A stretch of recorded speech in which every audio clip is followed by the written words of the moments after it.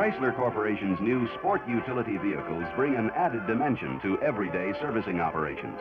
Although similar, the Plymouth Trail Duster and the Dodge Ramcharger are unique compared to other models. However, they differ from the others mainly in the chassis and driveline, so we'll concentrate our story in those areas. The chassis is based on a ladder-type frame with full-length, open-channel side rails connected by 7 cross-members. The body is attached to the frame at 10 rubber-insulated mounting points. Drive axles are used front and rear, with conventional leaf spring suspension and a front stabilizer bar.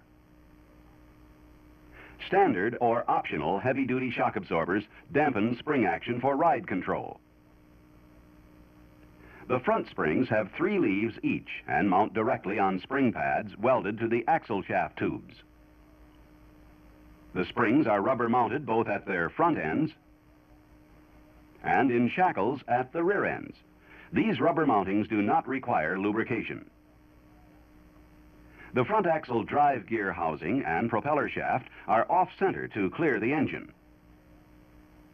The drive gear section is of conventional design, except that it has internal axle shaft oil seals at the differential side bearings. The front propeller shaft has a single open cross universal joint at the axle end with a conventional lube fitting for the slip joint. A 2-cross constant velocity joint is used at the transfer case end. This joint has a recessed lube fitting for the ball and socket. The front axle is equipped with ball pivoted steering knuckles and open universal joint type axle shafts. The factory lubricated ball joints do not have lube fittings.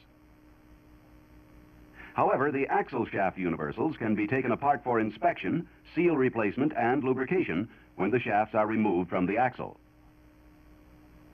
At the front, the steering knuckle arms are connected by an adjustable tubular tie rod.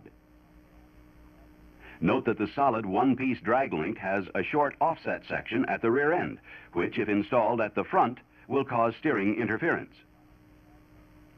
The tie rod and drag link ends have conventional lube fittings. Now, as we move to the rear of the chassis, we see that the rear springs have 4 leaves each, but are mounted with spacer blocks between the springs and axle pads. Both spring ends are rubber mounted and therefore do not require lubrication. The rear axle is a conventional type with the drive gear housing centered on the engine crankshaft line. The propeller shaft has a single open cross universal joint at each end, with lube fittings at the universals and the slip joint. Both axle propeller shafts are driven from a transfer case attached to the output end of the transmission. Power flow is direct through the transfer gear train to the rear axle and is transferred to the front axle through a chain drive and separate output shaft. When the transfer case selector is in any position except neutral, the transfer gears provide full-time 4-wheel drive to both axles.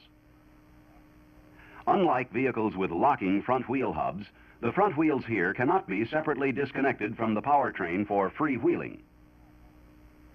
With this drive system, an interaxle differential in the transfer gear train adjusts the power delivered to both axles to keep the front drive components from overspeeding when the vehicle is driven on dry, hard-surfaced roads. This differential can be locked out to provide equal power to both axles for more demanding off-road operation. Moving the transfer case selector to high or high lock position engages the gear train in direct 1-to-1 drive. In low or low lock position, you get a 2-to-1 reduction from transmission output shaft speed. Neutral, of course, disengages both axles. To shift between low and high in either direction, the vehicle must be stopped. First, shift the transmission to neutral. Then, move the transfer case selector to neutral and shift it to the desired position.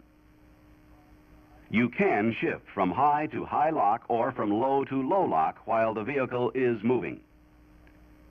Now, returning to the front axle, we find that the live spindle part of each axle shaft extends through the steering knuckle to engage the splines in the brake rotor hub.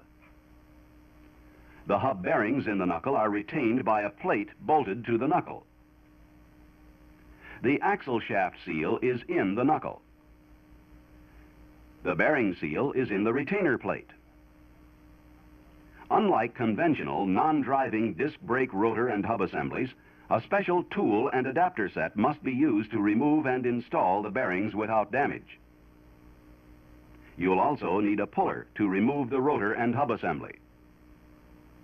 When removing the rotor and hub assembly, it's best to loosen the axle shaft nut and the wheel attaching nuts before raising the vehicle.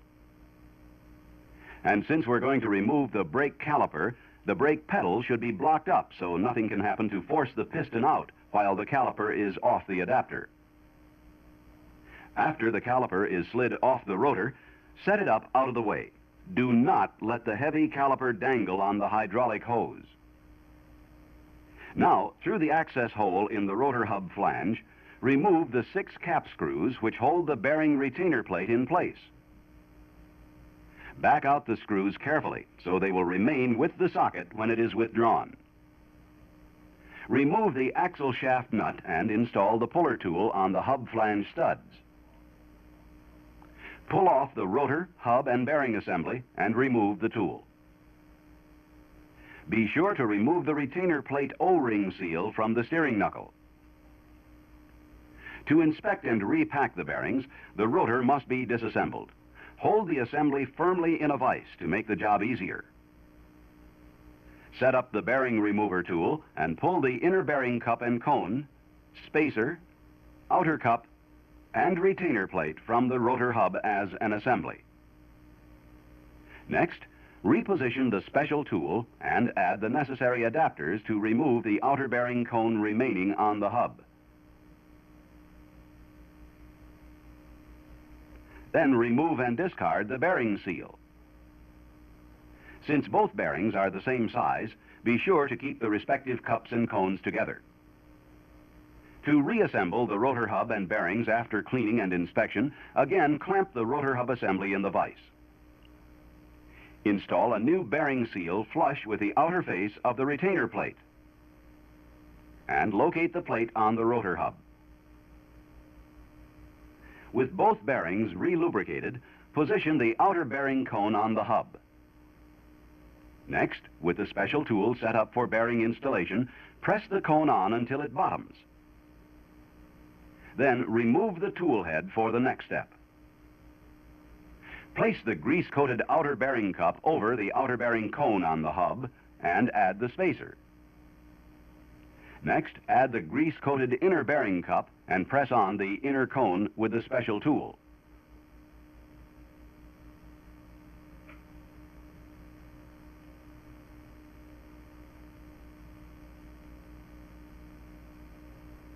Remove the tool and the rotor is ready to install. If the axle shaft is to be removed for any reason, use a hammer and punch to tap out the axle shaft seal from the steering knuckle, working around the shaft circumference from the outside. With the seal removed, carefully slide the outer and inner axle shaft assembly out of the axle tube. To replace the axle shaft, slide it into the axle tube. Align the inner splines and bottom the shaft, being careful not to damage the internal oil seal. Install a new seal in the knuckle using the installing tool. Install a new O-ring on the knuckle, and we're ready for the rotor. Carefully slide the rotor and bearing assembly onto the axle shaft splines and work the bearing assembly into the knuckle. Install the axle shaft nut, but do not tighten it at this point. Through the access hole in the rotor hub flange, align the bearing retainer screw holes with those in the steering knuckle flange. Install the cap screws, tightening them to 30 foot-pounds in a crisscross pattern to pull the assembly evenly into the steering knuckle. With the transmission in park to lock the rotor, tighten the axle shaft nut a minimum of 100 foot-pounds. Continue tightening until the next slot in the nut aligns with the cotter pin hole and install the pin. Slide the brake caliper in place on the adapter, making sure that the caliper is properly aligned and seated. Install the anti-rattle springs and retaining clips and torque the attaching screws to 200 inch-pounds. Now, before we finish our story, let's hit the high points of wheel alignment. Wheel camber, which is not adjustable, should be checked before the caster setting. The acceptable camber on both sides of the axle is positive 1 1/2 degrees. The positive caster angle should be 3 degrees on both sides. If the setting is not correct, it can be adjusted by installing wedge plates between the springs and the axle mounting pads, with the thick part toward the front to decrease, or toward the rear to increase the positive caster.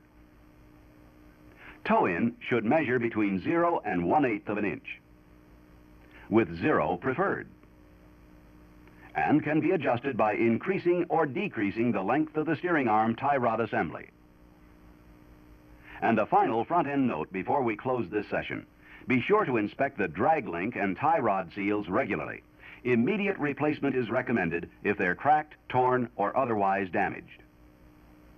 And use the correct pullers when disconnecting tie rod or drag link ends to prevent damage.